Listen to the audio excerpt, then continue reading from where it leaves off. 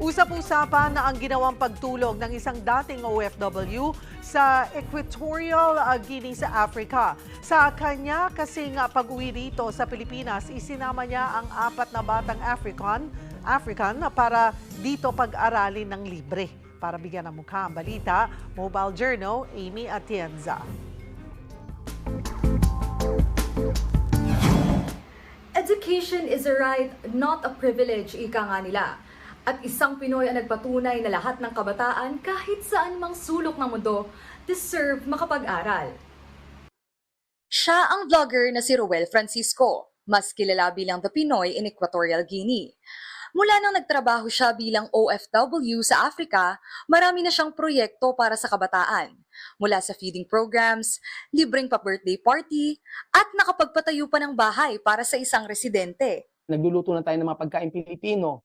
Bukod sa pagkain Pilipino na ipinapakain natin tuwing hapon doon, ituturo pa natin yung mga recipe natin. Ngayon, for good na siyang uuwi sa Pinas, kaya isang offer naman ang ginawa niya sa isang kaibigang African.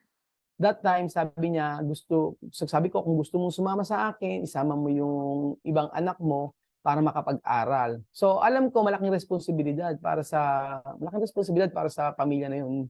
Lalo-lalo na yung magpa-aral ka na mula elementary hanggang college, hindi ganun kadali. Hindi naging madali ang buong proseso para kay Roel.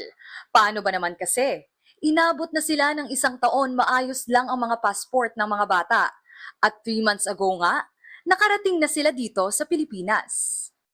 At ang maganda po doon unti-unti nakapag-a-adjust po sila sa kultura natin, sa ugali at sa lahat ng bagay.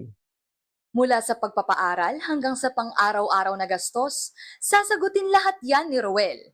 Ang kondisyon niya, mag-aral lang sila ng mabuti sa private school na inenrolan nila sa Nueva Ecija.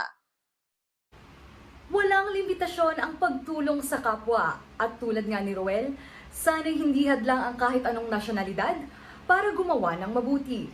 Mobile Journal, Amy Atienza po, hatid ang mukha ng balita.